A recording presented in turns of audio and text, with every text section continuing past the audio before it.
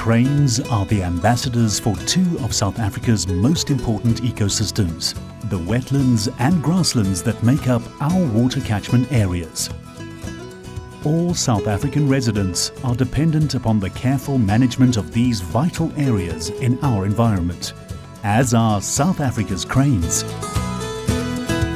The KwaZulu-Natal Crane Foundation is a non-profit organisation dedicated to the conservation of South Africa's three threatened crane species, namely the blue crane, which is South Africa's national bird, the wattled crane and the grey-crowned crane. Well, the Crane Foundation was started nearly 30 years ago when it became apparent that crane numbers were dropping dramatically. In fact, the blue crane population of Natal, which really started it off, had dropped by something like 90%. So conservationists, the Parks Board at the time, got together with farmers to have a look at it, to understand what was happening. What became clear was that that blue cranes, whilst their numbers had dropped in KZN, were surviving quite well in the Karoo and the Southern Cape, and in fact their population had grown in that area. On the other hand, wattled cranes, which are our biggest and most regal cranes, numbers had dropped dramatically. In fact, by the year 2000 there were under 200 birds in the wild. In fact, only less than 80 breeding pairs. So the Crane Foundation really has looked at that, and starting off by saying that cranes, unlike other animals that are endangered, which you can keep in a reserve, you can't do that with birds. They go wherever they decide to go. And where they decide to go is essentially onto landowners' lands. So the only way that we could really look after cranes was to make sure that the landowners bought into the program. We started a program called Crane Custodians, and we made farmers crane custodians, and they generally bought into the program. The result largely of that is that here we are almost 30 years later, and there's been a 50% increase in the population of wattled cranes. They're still very much in danger, but much less so than before. If you want to work on a book on the cranes with the photographs and the scientific and history part of the cranes, you actually need to know your subject matter. And I think being part of the Crane Foundation and working with the people at the Crane Foundation has certainly assisted in learning more about cranes. I'm having to do a lot of my own research. You're forced into a learning curve that is vitally important to achieving that end objective. Wattled cranes are the rarest crane on the African continent and listed as critically endangered in South Africa. N3TC is proud to have supported the Crane Foundation with the construction of a wattled crane chick rearing facility, which was completed in 2014. The cranes determine the state of our water in our country, and that was essentially the reason we got involved. Again, through our Touching Lives program, it's about building sustainability and touching lives meaningfully, and that means life in general. So the reason the cranes are so important to us is about protecting the wetlands and what that means to certainly, the Midlands area along our route.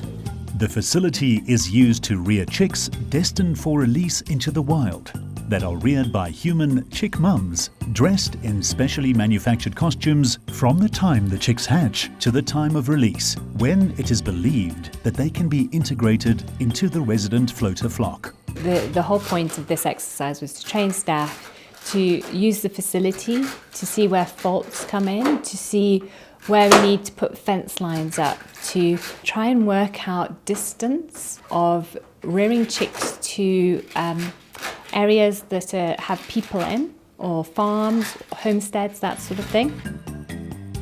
Crane chicks must be reared in strict isolation from humans to ensure that they can be fully integrated into the wild. The 7-month-old wattled crane chicks were released into a bird sanctuary because researchers believed that they were not ready to be integrated into floater flocks. We learnt a lot about the habituation stages of the chicks, which means how easily they will come close to houses and people and that sort of thing, and they sort of seem to do that quite readily later on. So when we're rearing for release, we'll have to do an awful lot of extra work just ensuring that distance is kept from the chicks. So these are vital lessons that we needed to learn this year. And then we habituated these chicks specifically for captivity, and that's so they can spend the rest of their life comfortably in an environment they're comfortable in. The KZN Crane Foundation has gone to great lengths in their efforts towards educating children on the importance of preserving our endangered crane species and their habitat. Jenny Stipich is the Education Officer at the Crane Foundation and creator of the Cranes in the Classroom series of lessons aimed at grades 1 through grade 6. From that day, sinners' children and sinners' children's children and sinners' children's children's children are protected from harm by the King's people.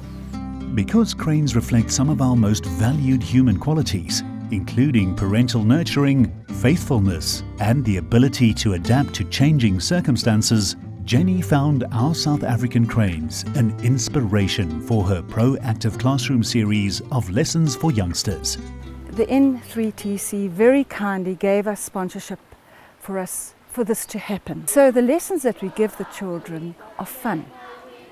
We sing, we dance, we tell them stories, we play games, and at the same time they're learning vital environmental lessons. Cranes are also life coaches, and we teach the children about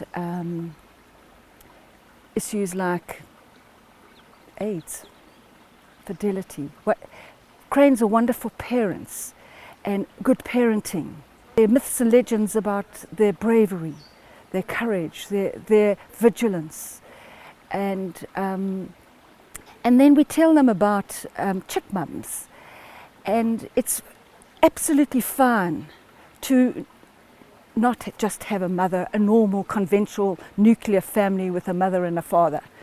You can have gogos and you can have chick mums, just like the cranes, and you can be brought up in an extended community. So all these life orientation lessons are used as well with the crane as our educational tool. When I first started, I went to a school called Unkonka Primary, and I asked the learners if they know about cranes, and then they told me that cranes are big, so they're food, especially the cranes are big, so they've got a lot of meat, So that was, it's a reality though. But then I realized that the education is really important. And when you look at the Wattled Crane Recovery Program, it takes a lot of time and a lot of money to raise one chick. And then can you imagine release it back to the wild, and then it's a meat for a family. So the education is really important. But since I've started, the learners, they're loving the cranes now. They can identify them and they know the facts about cranes and wetlands.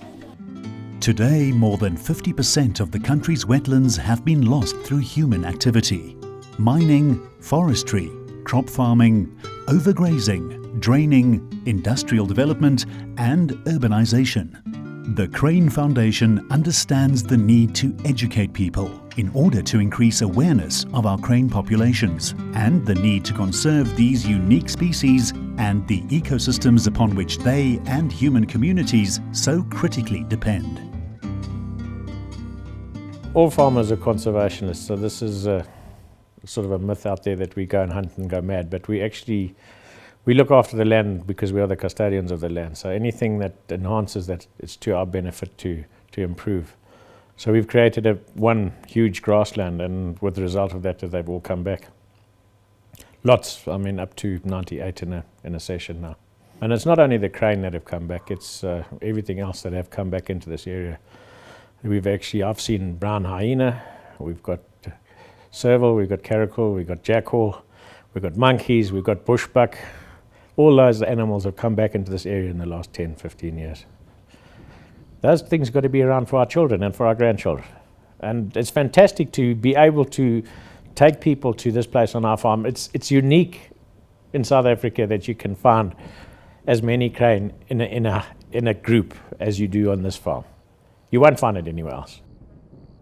Bird watching, generally, and bird photography, to this passion of the cranes. There is an art form, there is this dancing, there's these rituals that no other birds do in that form.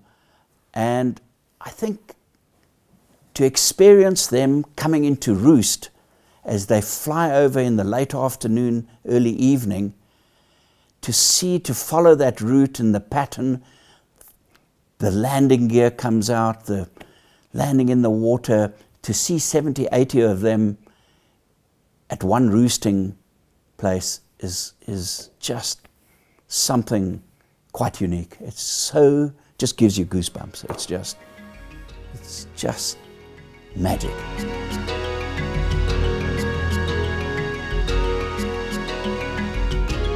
The Crane Foundation's vision is to use cranes as a vehicle for increasing public environmental awareness in the schools and communities of KwaZulu-Natal, based on the species' absolute dependence on freshwater wetlands and grasslands, which we as humans share.